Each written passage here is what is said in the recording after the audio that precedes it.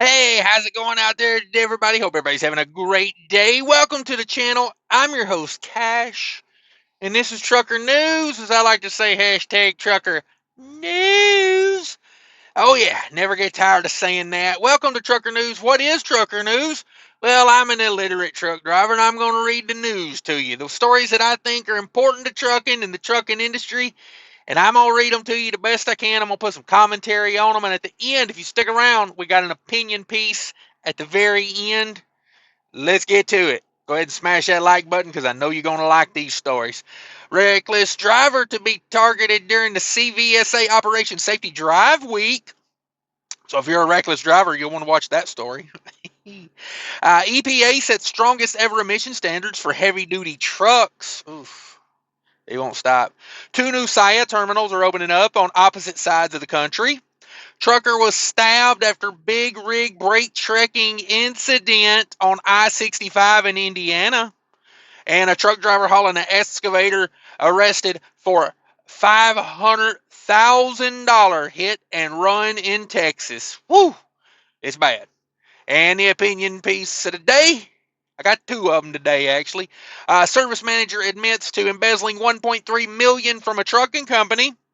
And the second opinion piece of the day is $888,000 in cocaine has been seized from a tractor trailer in Texas. Yes, so hang around to the end for that one, folks. It's going to be a good one. Here we go. No time to waste. Let's hammer it down. All right, reckless drivers to be targeted during CVSA Operation Safe Drive Week. The Commercial Vehicle Safety Alliance has provided details to drivers ready for the upcoming operations. Yeah, so the week before and the week after, we're not going to target safety or reckless driving. Just this 1 week, and we're going to notify you 2 months in advance. What's really going on out here? We wondered what's really going on. Oh, Lord. This year's Operation Safe Drive Week will take place July 7th through the 13th in the United States, Mexico, and Canada. Operation Safe Drive Week is an enforcement effort targeting both commercial vehicles and passenger vehicles. The Forest Area Operation Safety Drive Week 2024 will be for reckless, careless, or dangerous driving, defined as operating a vehicle without due care and attention to reasonable consideration for other motorists or people on the road. There you go. Write that on your calendar. Don't drive like an asshole from here to here. All right, moving on. Let's go. EPA sets strongest ever emission standards for heavy duty trucks. Woo, doggy. The U.S. Environmental Protection Agency, also known as EPA, announced the strongest ever greenhouse gas emission standards for heavy duty trucks, a move that has drawn ear from the trucking industry. Truck makers are going to face tougher emission standards under the new rules. On Friday, March 29th, the EPA announced the final rule to tighten standards on emissions for heavy-duty trucks for model years 2027 through 2032 as part of the agency's larger Clean Trucks plan. The rule affects truck manufacturers and is performance-based, according to truck makers to choose the technology required to achieve these set emission standards, whether that be through advanced internal combustion engine vehicles, hybrid vehicles, plug-in vehicles, or battery electric vehicles. Also, hydrogen fuel cell vehicles. The agency says the new emission standards will avoid approximately 1 billion metric tons. Oh, I love measuring things in metric tons. Whew! Nothing is real to me like a metric ton. Oh, man, they're going to avoid 1 billion metric tons of greenhouse gases from 2027 to 2055. Come on. The EPA introduced the new rules on April 2023. The agency argues that they did relax the stringency of some rules, somewhat based on feedback from the industry. Yeah, feedback from the industry would say, go mind your own damn business. I thought they ruled the EPA had no control over us. What happened there? What happened there? I got to look into that. SIA Freight's going to open 2 new terminals on opposite sides of the country. Hell yeah, I like business banging for them, I guess. 2 new SIA terminals have opened on opposite sides of the continental United States this week. SIA LTL Freight opened new terminals in Garland, Texas, and one in Missoula, Montana. On April 8th, the Garland Terminal marks the second SIA facility in the Dallas-Fort Worth area, the 21st in the state of Texas, and the first SIA facility in Montana. Wow, that's cool. SIA says, we are eager to add coverage across our network, said Executive Vice President of Operations Patrick Sugar. These new terminals were built or renovated to enable us to provide customers with an enhanced service so we can meet their supply chain needs. There you go. I'm glad they're doing good. Trucker stabbed after big rig brake checking incident on I-65 in Indiana. Woo, boys. Troopers are investigating big rig brake checking incident on I-65 in Indiana that led to a stabbing. Shortly before 11 a.m. Saturday, April 6, 911 callers reported a road rage incident involving a driver of a purple Freightliner semi and a white Volvo semi-truck.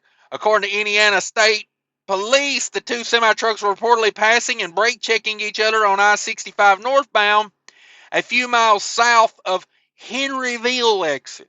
Okay, I don't know where that's at. Shortly after these reports came in, Indiana State Police responded to the northbound rest area, the 22-mile marker, for reports that one of the truck's drivers involved in the brake checking incident had been stabbed.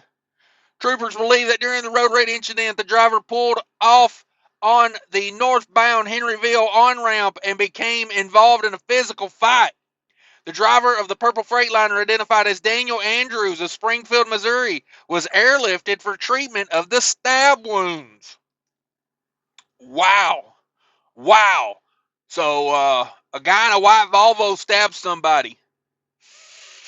I gotta be honest, I'm not as surprised as you might think about that.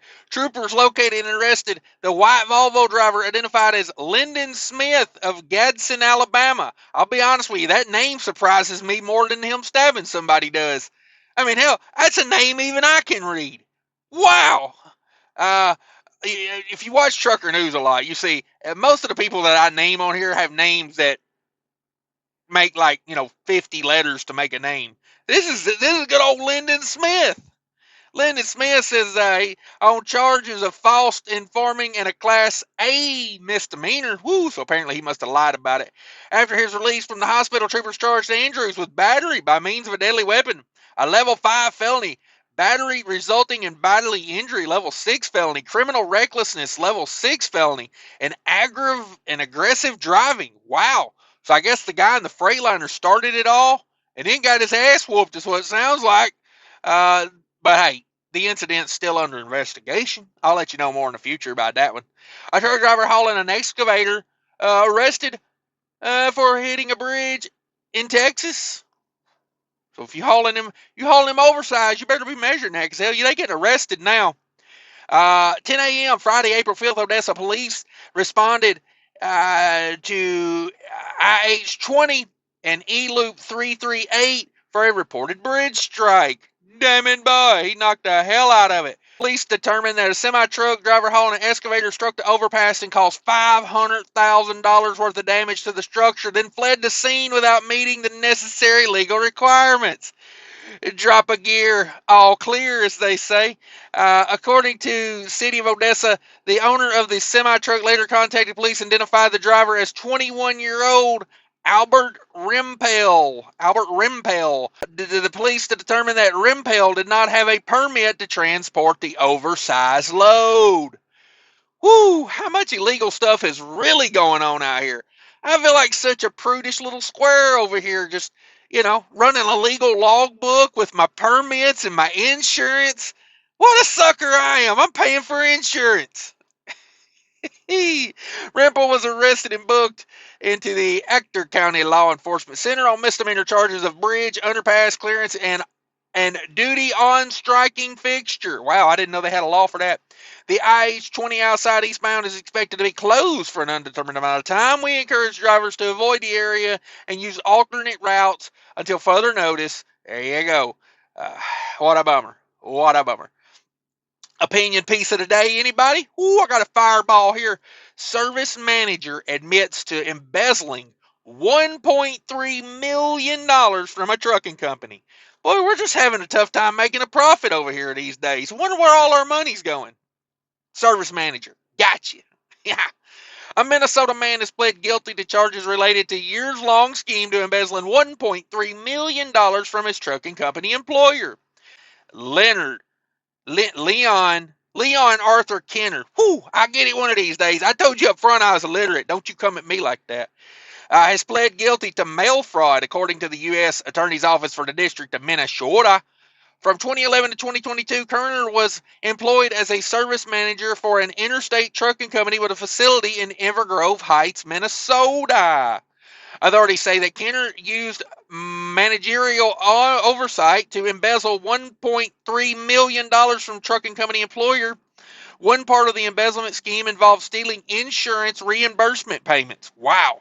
Authorities say that this netted Kerner more than $562,000. Damn it. Wow. Another part of the embezzlement scheme also involved generating and submitting false vendor payment requests. Wow. Wow. What a dude getting by with some stuff. This case was investigated by the FBI and the United States Postal Inspection Service. Ooh. They say Kerner also embezzled $751,000 for the company by generating and submitting false vendor payment requests, which he diverted to his own use and benefit. Many of these bogus requests for vendor payments were for a shell company he created and controlled called CR Services, which he added to the company's payroll accounts payable system in 2012. Before, the system required verification or vendor identification. All of the vendor and insurance reimbursement payments were facilitated using the mail. Ooh. Kerner used bank account opened in the name of CR Services to pay personal expenses and transferable funds from the CR Services account to his own personal bank account. Whoo, man. He used the embezzled funds on gambling trips to Las Vegas, luxury cars, and a boat, says the U.S. Attorney General. I mean, hey, if you're going to go. You know what I mean? You don't embezzle money to sit at the house and drink beer, buy yourself a luxury car, maybe a few watches. Hell, a boat. Everybody with money's got a boat, right? Whew, that's good stuff right there.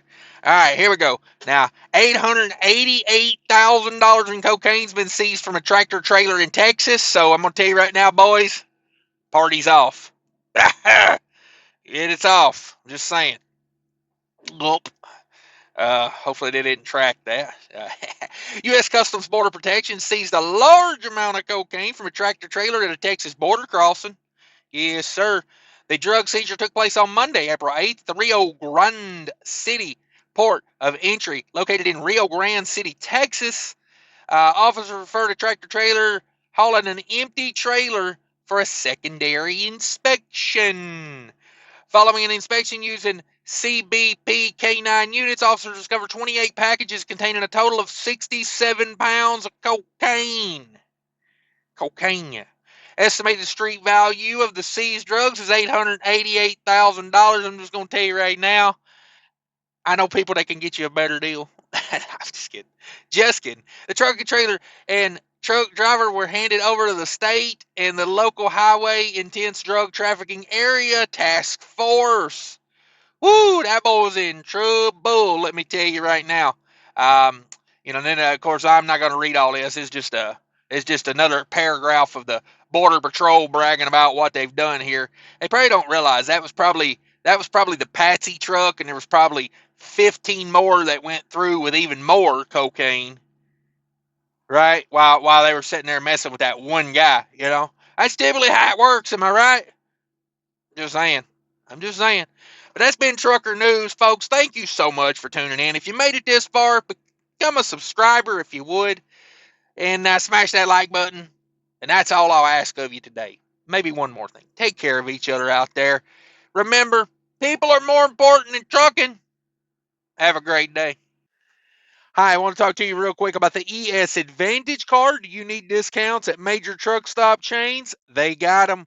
Do you need discount on shop rates at TA and Love's? They got them. Tire discounts. They even got health insurance now. Click the link down below. Easy application, no credit check. Sign up. They give you a call back. They'll take all your information and you'll be in the network.